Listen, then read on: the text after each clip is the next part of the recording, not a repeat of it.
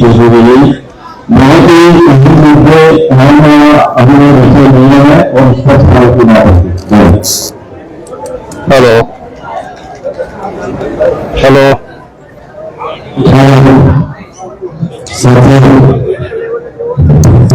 भाजपा कांग्रेस की अच्छी समझदारी से चुनाव में ईवीएम की बोलियत का फायदा उठाकर निर्दलीय संसदीय लोकतंत्र को पुनर्स्थापित करना और योजना को वास्तविक सत्ता से वंचित कर ग्राम बनाने का शासक जाति का षड्यंत्र है हमारी चर्चा। एक विषय है।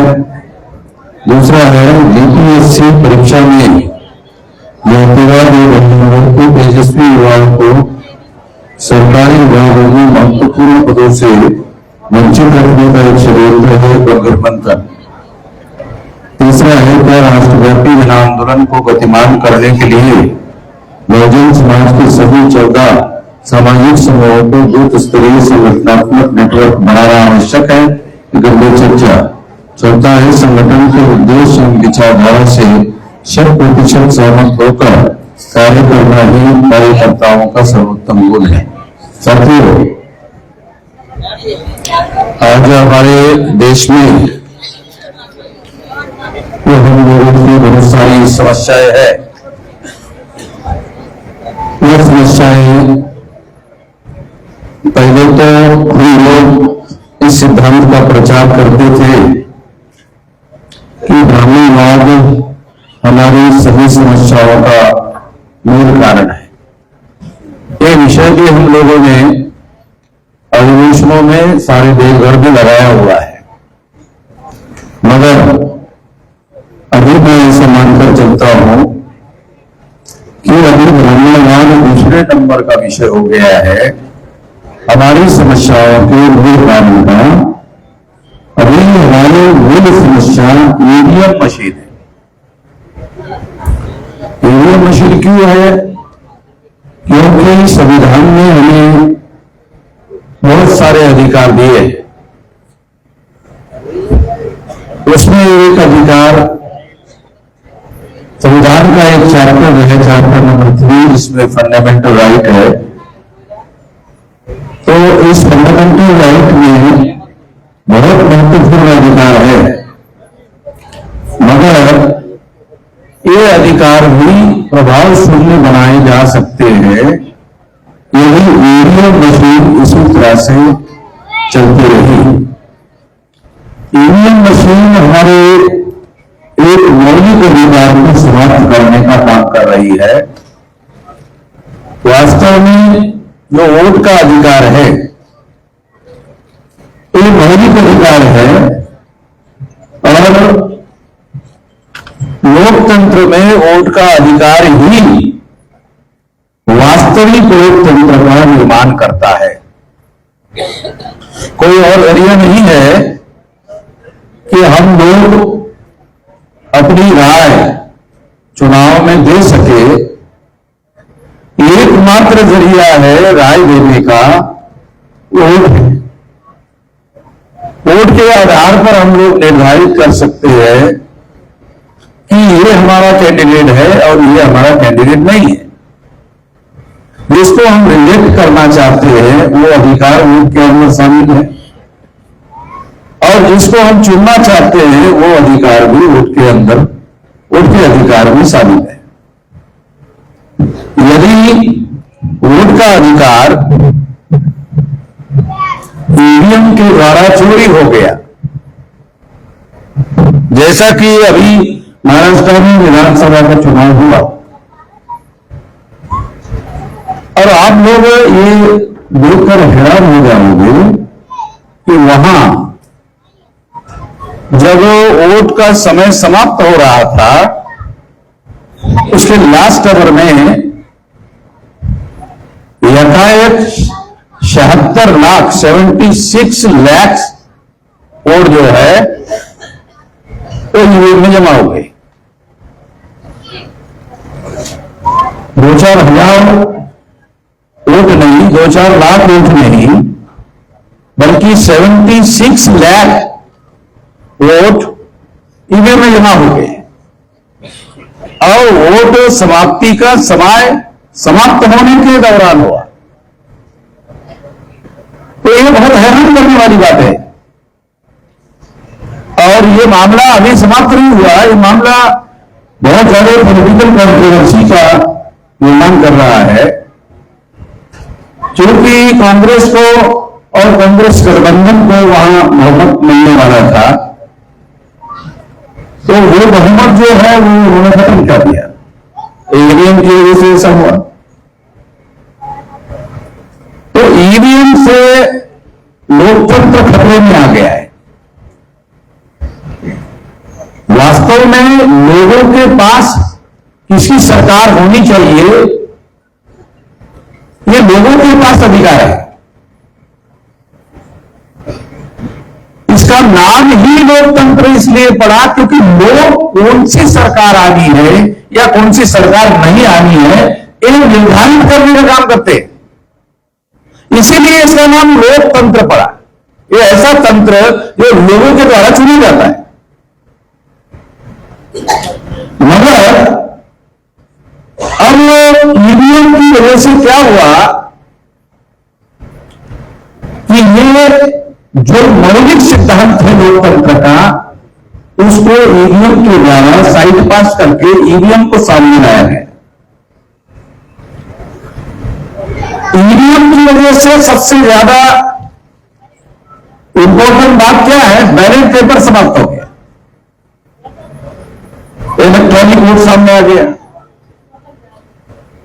तो इलेक्ट्रॉनिक वोट और बैलेट पेपर, इसमें क्या फर्क है? ये इलेक्ट्रॉनिक वोट आप देते हो तो सबसे पहले ईवीएम मशीन जब लाई गई थी, जब इलेक्ट्रॉनिक वोटिंग मशीन के लिए बटन दबाया गया तो आंखों से कुछ भी दिखाई नहीं दिया था। 84 में जब ये मशीन लाई गई थी और सबसे पहले इस पर वोट डाला गया था तो ये आंखों से दिखाई नहीं देता था। तो आंखों में दिखाई ना देने की वजह से हमारा वोट किसके नाम पर जमा हुआ, हमने जिसको दिया उसी के नाम पर जमा हुआ कि नहीं हुआ, ये दिखाई देता नहीं था। बैलेट पेपर में क्या होता था, बैलेट पेपर आपको दिया जाता था, हाथ में दिया जाता था, वोटर को दिया जाता था और फिर वोटर क्या करते थे, वो देखते थे कि देखने के बाद सोचते थे किसको वोट दे, किसको वोट दे, किसको वोट दे। तो देखता था वोटर, जो पेपर होता था, बैलेट पेपर होता था, उसमें कैंडिडेट के नाम होते थे, फिर चुनाव निशान होते थे, गधा, घोड़ा, कुत्ता, सुअर, इस तरह के जो भी चुनाव निशान है वो होते थे। तो फिर वोटर सोचता था कि गधे को दिया जाए, कि कुत्ते को दिया जाए, सुअर को दिया जाए, किसको दिया जाए, और वो लोग निर्धारित करता था, चलो इस बार गधे को वोट दे देते। तो एक साधारण आदमी जो है वो गधे को वोट दे सकता था, एक अभिमान आदमी गधे को वोट दे सकता था, और उसका चुनाव करने का अधिकार है। वो गधे को दे या किसी को भी दे, उसका अधिकार है, दे या ना दे उसका अधिकार है। तो यही लोकतंत्र है। और ये लोकतंत्र में बैलेट पेपर पर जब उसको दिया जाता था तो वो स्टैंप पेपर होता था, तो वो स्टैंप लेता था और फिर वो ऐसा शाही लगाता था। शाही लगाने के बाद देखता था कि शाही लगी कि नहीं लगी, फिर उसके बाद जिसको उसको देना है उस पर स्टैंप लगाता था। स्टैंप लगाने के बाद वो थोड़ा ऐसा करता था, करने के बाद फिर अपने आंखों से मैं गधे को वोट देना चाहता था, उसी को मेरा वोट लग गया है, स्टैंप बराबर लग गया है। तो वो कंफर्म करता था, कंफर्म करने के बाद में फिर फोल्ड करता था, फोल्ड करने के बाद में फिर बैलेट बॉक्स में डालता था।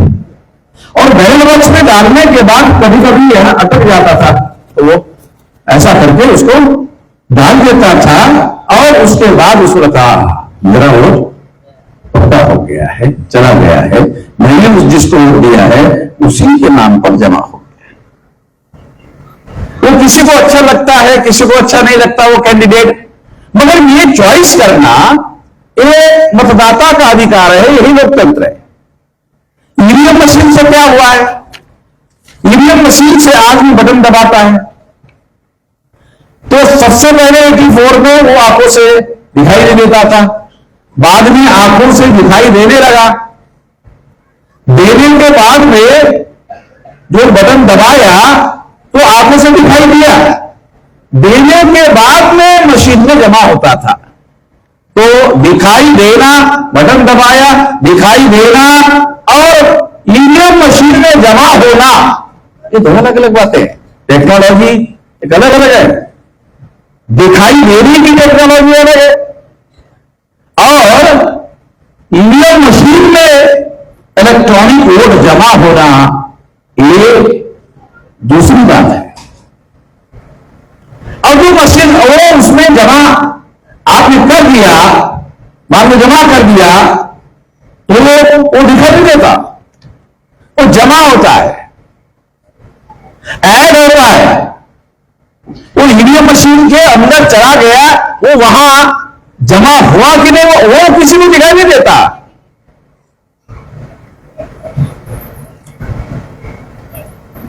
दिखाई देना और जमा होना इस दरमियान जो भी अंतर है, इस अंतर में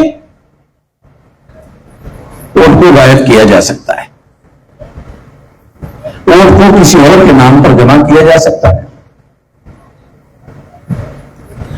जिसको वोट दिया उसके नाम पर नहीं, किसी और के नाम पर जमा किया जा सकता है, या वो वोट गायब किया जा सकता है और कोई और ही वोट मशीन में जमा किया जा सकता है। ये सारी प्रक्रिया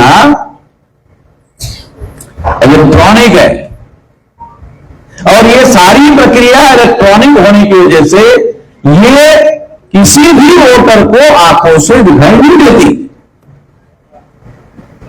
जब किसी भी वोटर को आंखों से दिखाई नहीं देती, बस उसी समय गड़बड़ करने का अवसर मिलता है। अवसर के लिए एक बात आपको बता रहा हूं, 2 या 3 दिन तक कलेक्टर के नियंत्रण में मशीन रहती है। जब वो कलेक्टर के नियंत्रण में मशीन रहती है और दिन भर मशीन चली, दिन भर मशीन चलने के बाद उसमें जो इलेक्ट्रिक सप्लाई की गई थी, वो इलेक्ट्रिक सप्लाई भी जैसे जैसे यूज होता है वैसे वैसे सप्लाई कम हो जाता है। मगर जब काउंटिंग के लिए मशीन आती है तो 95% इलेक्ट्रिक उसमें है। अगर 95% इलेक्ट्रिक है तो 5% इलेक्ट्रिक खर्चा हुई, तो 5% इलेक्ट्रिक से 1000 वोटर कैसे डाले गए? ऐसा डाटा सामने आया कि उस मशीन में 95% इलेक्ट्रिक बची हुई है, 95% काउंटिंग के लिए आने के पहले बची हुई है। इसका मतलब है काउंटिंग के पहले कलेक्टर के पास जो 3 दिन तक मशीन रही, उस दौरान मशीन में गड़बड़ी करने के लिए नए तौर पर उसको इलेक्ट्रिक सप्लाई किया गया हो सकता है और इसके आधार पर वोटों में गड़बड़ी करने का अवसर है। ये सारा अवसर बैलेट पेपर में नहीं है। जब आप बैलेट पेपर को देखने के बाद इस तरह से फोल्ड करके डाल देते हो, डालने के बाद जब काउंटिंग होता है तो काउंटिंग होता है तो क्या होता है? काउंटिंग होता है तो क्या होता है? काउंटिंग के दौरान ऐसे खोला जाता है और मान लो 4 पार्टी के लोग हैं, चारों पार्टी के लोगों को दिखाया जाता है, अरे देखो एक, और उसके बाद में उधर सभी लोगों के गट्ठे में उसको डाल दिया जाता है, उसके बाद काउंटिंग होती है, एक खोल करके काउंटिंग होती है। इलेक्ट्रॉनिक वोटिंग मशीन में ऐसा कुछ नहीं होता। ये सारी गड़बड़ियां ईवीएम मशीन में गड़बड़ी करने के अवसर को प्रदान करती है। और इस वजह से आपने देखा कि ईवीएम मशीन आने के बाद और ईवीएम मशीन के पहले देश में परिस्थितियां में क्या डेवलपमेंट हो गया, तो एक महत्वपूर्ण डेवलपमेंट ये हो गया जो पहले नहीं होता था, नहीं था। अब जो महत्वपूर्ण डेवलपमेंट हो गया वो क्या डेवलपमेंट हो गया, ये कांग्रेस जाएगी चुनाव में तो बीजेपी आएगी, बीजेपी जाएगी तो कांग्रेस आएगी, कांग्रेस जाएगी तो बीजेपी आएगी। ये नेशनल लेवल पर यह परिदृश्य सामने आया। आपको याद होगा ईवीएम मशीन के विरोध में सबसे पहले लालकृष्ण आडवाणी ने स्टैंड लिया था। लालकृष्ण आडवाणी इसके विरोध में बोले थे क्योंकि लालकृष्ण आडवाणी उस समय बहुत बड़े नेता थे। लालकृष्ण आडवाणी बहुत बड़े नेता थे। ये जो नरेंद्र मोदी है ये लालकृष्ण आडवाणी का नॉमिनेटेड आदमी है, याद है आप लोगों को? क्योंकि लालकृष्ण आडवाणी का कोई चुनाव क्षेत्र नहीं था। जब भारत का विभाजन हुआ था तो लालकृष्ण आडवाणी पाकिस्तान से भारत आए थे और भारत आने के बाद लालकृष्ण आडवाणी गुजरात में ही थे। तो बताया लोगों को गांधीधाम में कच्छ के एरिया में लालकृष्ण आडवाणी रहा करते थे। पाकिस्तान से क्योंकि कच्छ का जो भाग है उसका बॉर्डर जो है पाकिस्तान को लगा हुआ है, तो वहां से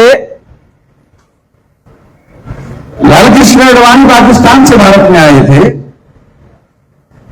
तो लालकृष्ण आडवाणी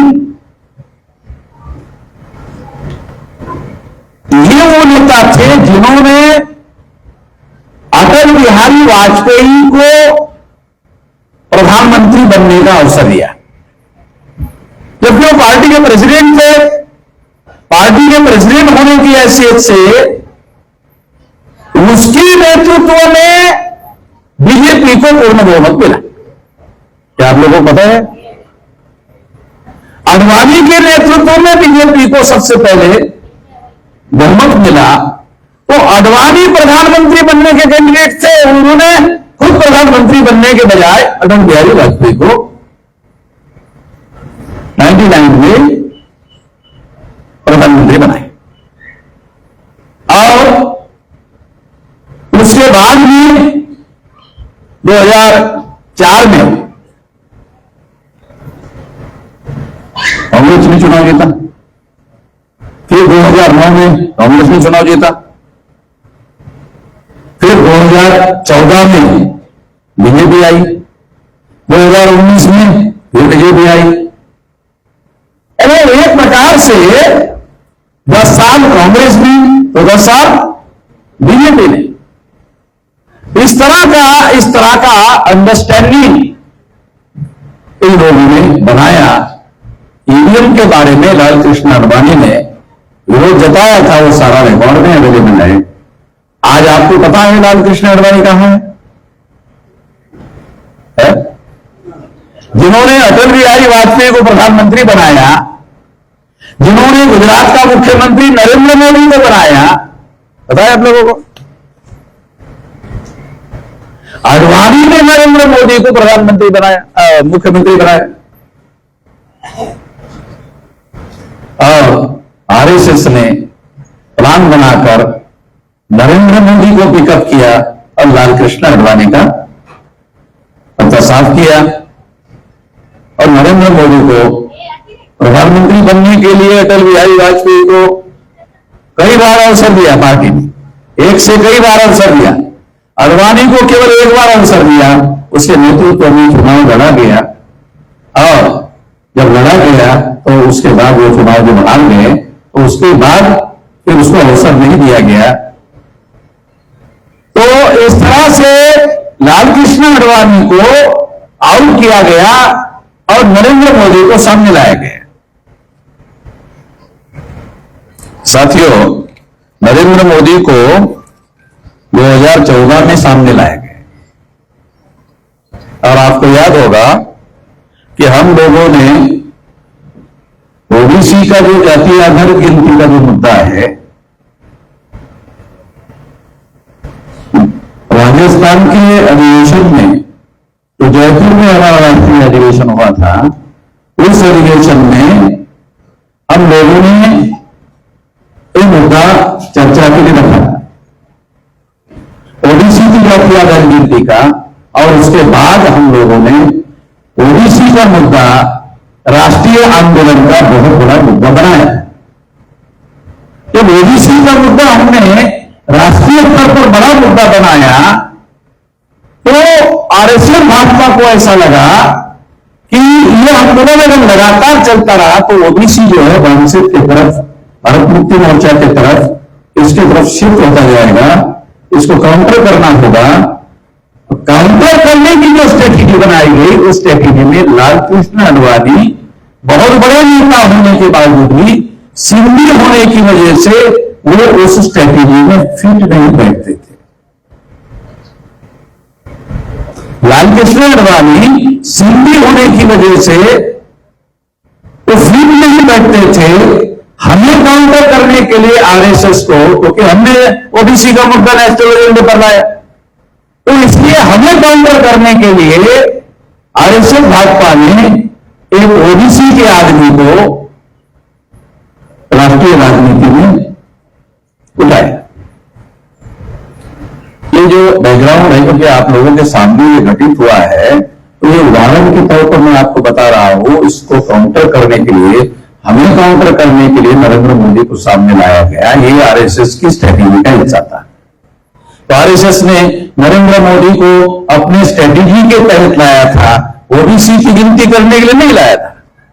ओबीसी को लगा ओबीसी का आदमी प्रधानमंत्री बनेगा तो ओबीसी की गिनती करेगा, तो ओबीसी ने ओबीसी के आदमी का नाम देखकर भरभरा के वोट दिया, मगर ओबीसी की गिनती करने का काम अभी 11 साल हो गए।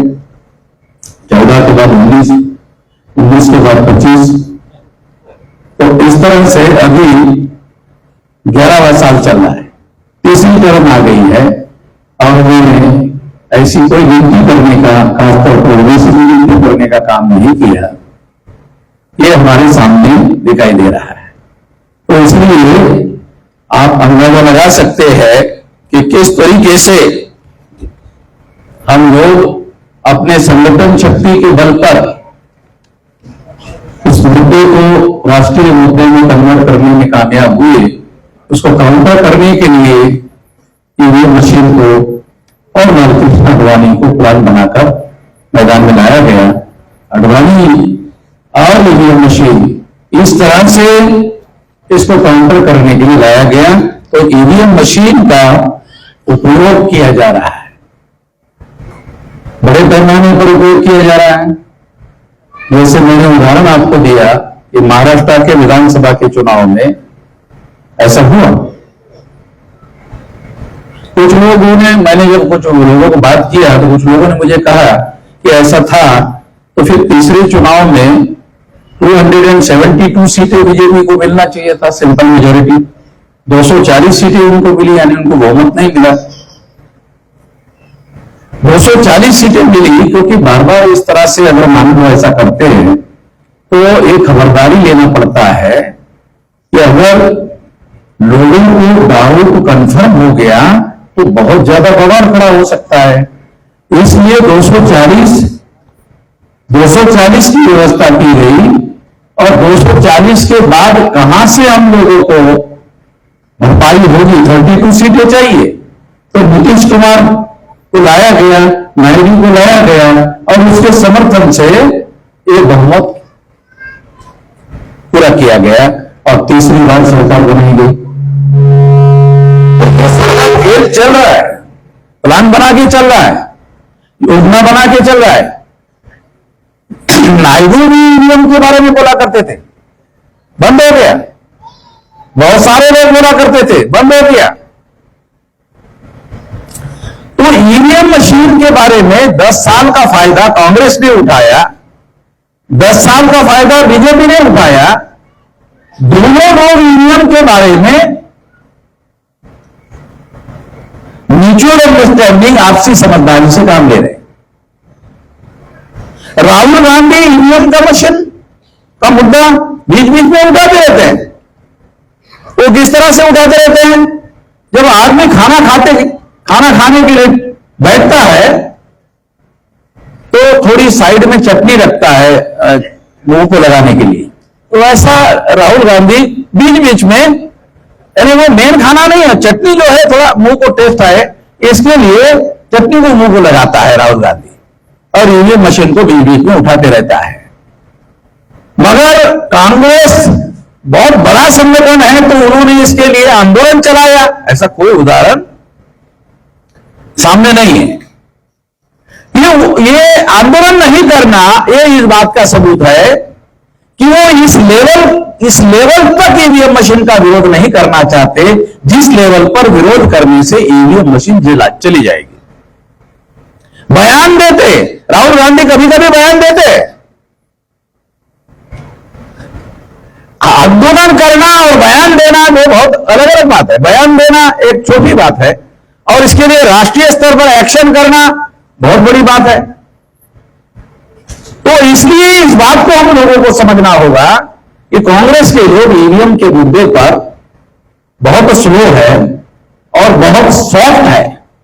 विरोध भी है मगर बहुत सॉफ्ट है।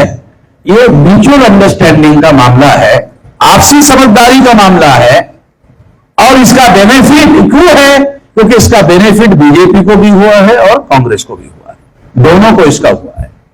इवन इतना ये बयान भी बीजेपी वालों ने दिया, ईवीएम में कुछ गड़बड़ी है ऐसा जब बयान कांग्रेस की तरफ से दिया गया था तो बीजेपी वालों ने काउंटर किया कि हमने तो आपको बार बार बहुमत मिल रहा था तो हमने तो ईवीएम का मुद्दा नहीं उठाया था। तो एक प्रकार से कांग्रेस के लोगों को कहना है, अरे भाई तुम भी मत करो, हमने नहीं किया था, इतनी समझदारी तो रखो।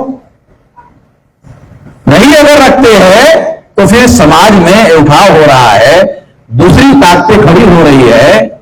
आज 625 जिलों में हमारा संगठन खड़ा है, भारत बंद का हम लोगों ने ऐलान किया हुआ है। एक मासेस के लिए हम आंदोलन करने की दिशा में आगे बढ़ रहे हैं। मासेस हम लोगों को बनाने के लिए बहुत लंबा समय लगा, 50 साल के लगभग समय लगा, मगर मासेस का संगठन तो लाखों लोग सड़कों पर उतर कर आंदोलन कर रहे हैं, तो 6 लाख गांव का संगठन खड़ा होने के लिए ज्यादा समय नहीं लगेगा। मासेस बनाने के लिए तो बड़े लिखे आदमी को बिठा कर समझाना पड़ा।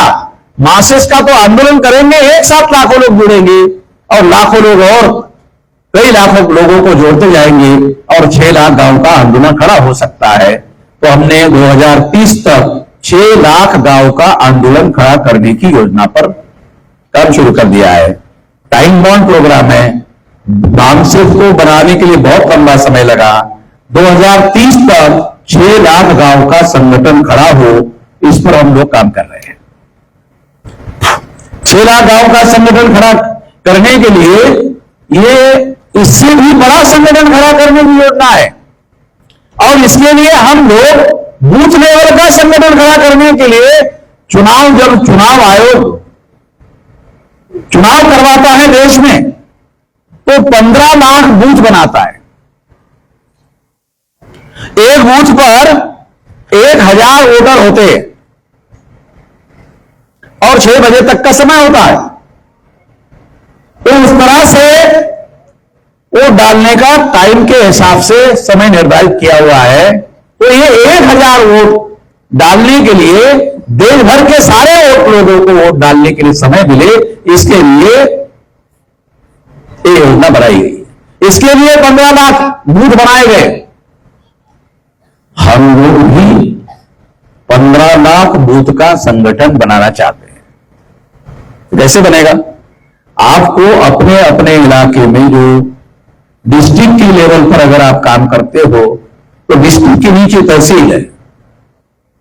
तो ध्यान रखो, दो तरीके हैं, एक तहसील है, एक विधानसभा चुनाव क्षेत्र है। एक तहसील है, एक विधानसभा चुनाव क्षेत्र है। दो में से कोई भी तरीका अपना सकते हो। अगर आपने विधानसभा का तरीका अपनाया तो विधानसभा का डाटा कलेक्टर ऑफिस में अवेलेबल है, बूथ लेवल का। वो वहां जो विभाग, चुनाव आयोग का विभाग है, वहां से बूथ लेवल का डाटा आपको मिल जाएगा। और कौन से एरिया में कहां पर बूथ बनाया गया था, वहां आपको यूनिट बनाना है। अगर आपने एक बूथ पर एक यूनिट बनाया, 15 लाख बूथ पर 15 लाख यूनिट बन जाएगा। अगर आप ऐसा करते हो तो बहुत विशाल संगठन खड़ा हो जाएगा। इससे आगे और है, इससे आगे क्या है? वो बूथ पर जो 1000 वोटर है, उसमें शेड्यूल कास्ट के लोग होंगे voter, most backward schedule caste के होंगे, एक्सट्रीम बैकवर्ड शेड्यूल कास्ट के होंगे, शेड्यूल ट्राइब के होंगे, मोस्ट बैकवर्ड शेड्यूल ट्राइब के होंगे, बैकवर्ड ओबीसी में बैकवर्ड होंगे, मध्यम बैकवर्ड होंगे, अपर लेयर बैकवर्ड होंगे, और उसके बाद मुस्लिम, सिख, ईसाई, बुद्धिस्ट, जैन, लिंगायत। तो एक तो 8 सामाजिक समूह और माइनॉरिटी के 6, मुस्लिम, सिख, ईसाई, बुद्धिस्ट, जैन, लिंगायत, 8 और 6 14 सामाजिक समूह तैयार होते हैं। ये जो 14 सामाजिक समूह तैयार होते हैं, अगर 15 लाख जगह, 15 lakh booth into 14, 15 lakh into 14, A round about 2 crore सामाजिक समूहों के ग्रुप तैयार होंगे। अगर 2 करोड़ सामाजिक समूह के ग्रुप तैयार होंगे और एक ग्रुप में अगर 11 लोग आप रखते हो तो 22 करोड़ लोग बहुत नजदीक से आप तैयार कर सकते हैं। अगर ऐसा होता है तो 22 करोड़ लोग आपके आंदोलन के लिए मैदान में उतरने के लिए तैयार रहेंगे। और अगर आप ऐसा करते हो तो 22 करोड़ को 44 लाख बना सकते हैं। गांधी जी ने 9 अगस्त 1942 को जो क्विट इंडिया मूवमेंट अंग्रेजों के विरोध में चलाया था तो 3 करोड़ लोगों को सड़कों पर उतारा था। हम जिस तरह की योजना मैं आपको समझा रहा हूं, अगर उस तरह की योजना पर आप अमल करते हो तो क्या होगा? लगभग 30-40 करोड़ लोग सड़कों पर उतर सकते हैं। और 30-40 करोड़ लोग अगर सड़कों पर उतर सकते हैं तो ब्राह्मणों का जो नियंत्रण है, जिसकी वजह से हम गुलाम बने हुए हैं, वो नियंत्रण खत्म हो जाएगा। लोग अपने आजादी के लिए पहली तो मानसिक आजादी, पहली मानसिक आजादी और मानसिक आजादी के बाद राजनीतिक आजादी। अगर मानसिक रूप से ब्राह्मणों की गुलामी से हम आजाद हो गए तो हमारे लोग एक राजनीतिक समूह बनकर आजाद हो जाएंगे और उनको आजादी मिलेगी। आजादी मिलने से क्या होगा? आजादी मिलने से उनकी अपनी गवर्नमेंट होगी, उनकी सरकार होगी। देश आजाद हुआ है, हमारे पास कहां आजादी है? देश आजाद हुआ है, हमारे लोगों के पास आजादी नहीं है। SC, ST, OBC माइनॉरिटी के लोगों के पास आजादी नहीं है। हमें अपनी आजादी हासिल करना होगा और हासिल करने के लिए ये तरीका है। अगर इस तरीके से हम लोग काम करते हैं तो हम लोग इसमें कामयाब हो जाएंगे, ऐसा मेरा मानना है और ऐसा ही करना होगा। इसीलिए मैं ये बात आपको समझा रहा हूं। आपको अपने जिले में जाकर तहसील के यूनिट गठित करने होंगे, तहसील के लोगों को बताना होगा, आपको बूथ लेवल का संगठन खड़ा करना है और तहसील के लोग साल भर में, अगर आप लोगों को इसको करने का तरीका, अगर जिले लेवल पर एक आदमी नेतृत्व करने वाला है, एक आदमी, 2, 3, 4, 5 नहीं, मैं 2, 3, 4, 5 नहीं हुआ, मन में शामिल की, तो उसने इतना बड़ा आंदोलन खड़ा किया तो एक आदमी जिले में एक चाहिए, केवल एक चाहिए। अगर वो एक आदमी इस तरह से पहल करता है तो उसको तहसील यूनिट खड़े करने हैं, तहसील यूनिट के कार्यकर्ताओं को ट्रेनिंग देकर वो ब्लॉक, ग्राम पंचायत, ग्राम और बूथ के नीचे सामाजिक समूह, इतना संगठन उसको खड़ा करना है तहसील में, तो साल भर में हो सकता है। ये काम साल भर में हो सकता है। अगर साल भर में हो सकता है तो मैं 2030 तक समय क्यों दे रहा हूं? तो हमारे लोगों की लिथार्जी है, हमारे लोगों की लिथार्जी है, इसलिए समय लगता है। और इसी वजह से हम लोग आप लोगों को 2030 का समय दे रहे हैं। तो ये ऑर्गेनाइजेशनल एक्शन अभी की जाएगी और इसकी रिव्यू हर 3 महीने में किया जाएगा।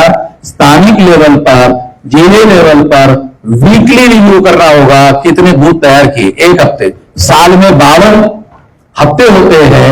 एक हफ्ते में अगर आपने समीक्षा किया तो आपको पता चलेगा कितने बूथ तैयार हुए।